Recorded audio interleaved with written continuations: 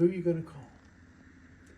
I know it's a tagline from a series of movies back in the day from Ghostbusters, but it's actually a very profound and astute and I would say revealing question. Who are you going to call? Not when you have a giant Stay Puft Marshmallow Man walking through the streets of New York. Who are you going to call, though, when you're in a time of difficulty and hardship? The scriptures tell us that we are to call upon the name of the Lord. The scriptures tell us that when the wicked line of Cain fled away from God and his grace, the godly line of Seth called upon the name of the Lord. That's what we're supposed to do.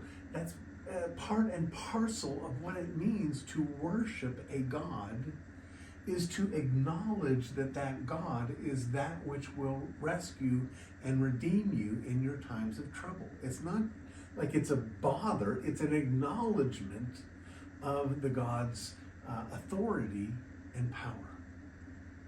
We once were a nation that called upon the name of God. At our very founding, we acknowledged that God was the very source of our inalienable rights. And so the United States became an experiment in liberty grounded on a dependence on the providence of God. Our founding fathers knew that their only hope to be set free from the reign of the British was by the providence of God. Now fast forward to our day.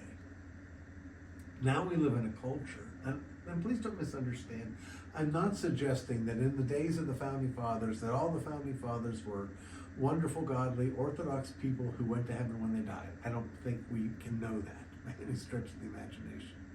But I do know that they all acknowledged their dependence upon God and His grace, even Benjamin Franklin. This is a kind of fulfillment of Psalm 2, where you have some leaders who try to deny the authority of God and others who acknowledge it. And those in the latter category are blessed. And so this experiment in liberty has created the greatest nation in the history of the world, which is now a nation that calls upon a false God. We've fallen into idolatry. How do I know that? Well, if you remember, in our very first episode, we talked about how when we say table grace, we're acknowledging our dependence on the living God, and we're acknowledging that the food that's set before us is what He provided for us. We ask Him to provide for us our daily bread.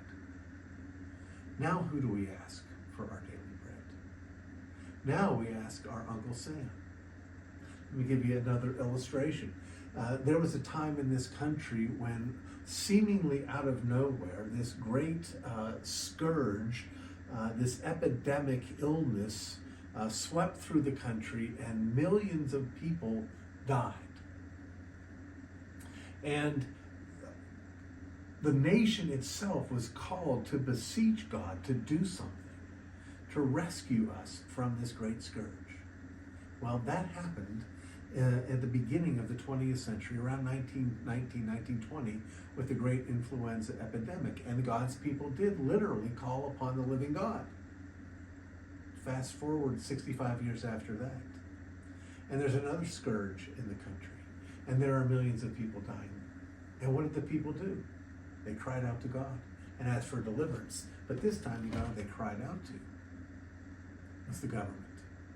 This time, the illness was AIDS.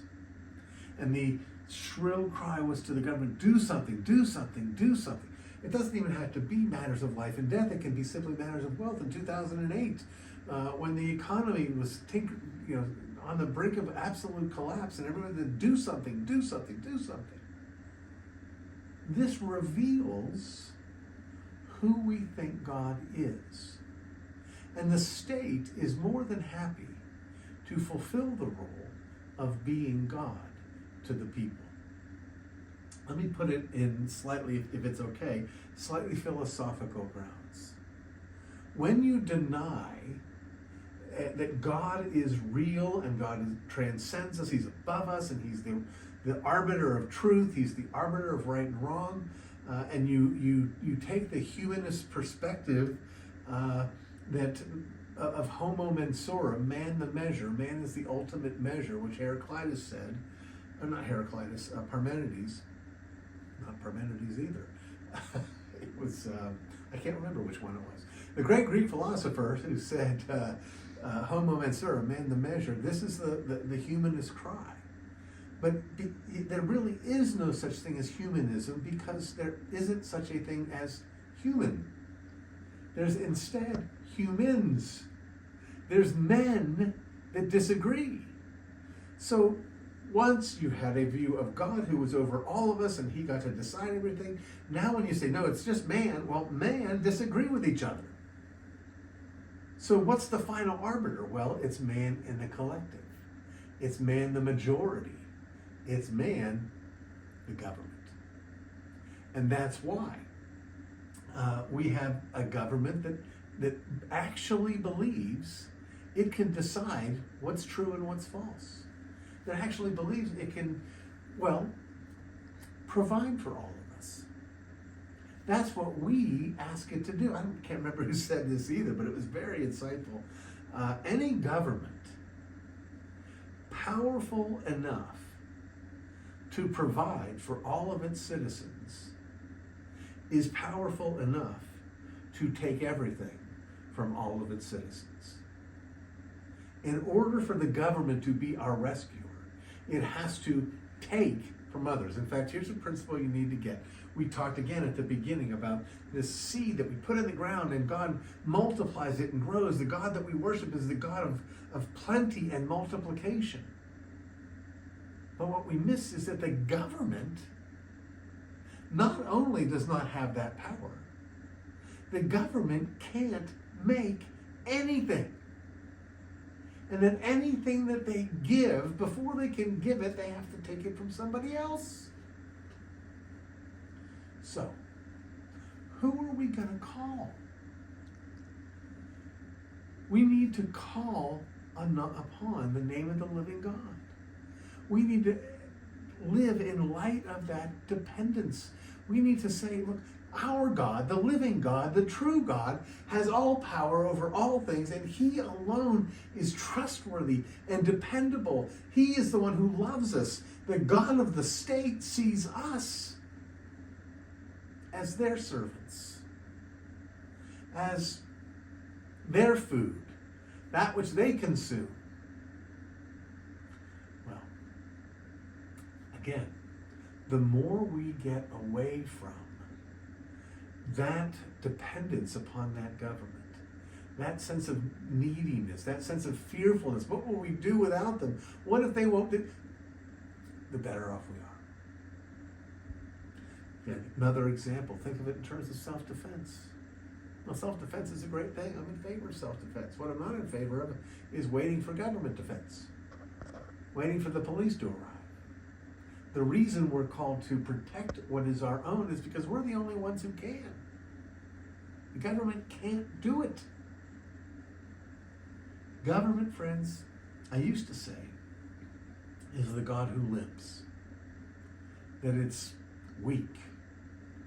But I would say now, government is the God who's mute, who's deaf, who's powerless.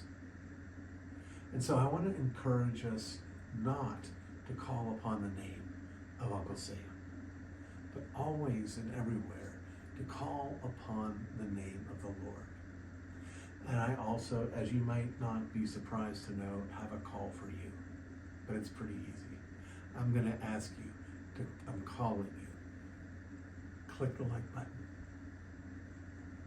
Hit the bell to be reminded. Subscribe, comment, tell your friends, share the word, and continue to walk on this journey as we seek to grow and as we seek to go homesteady.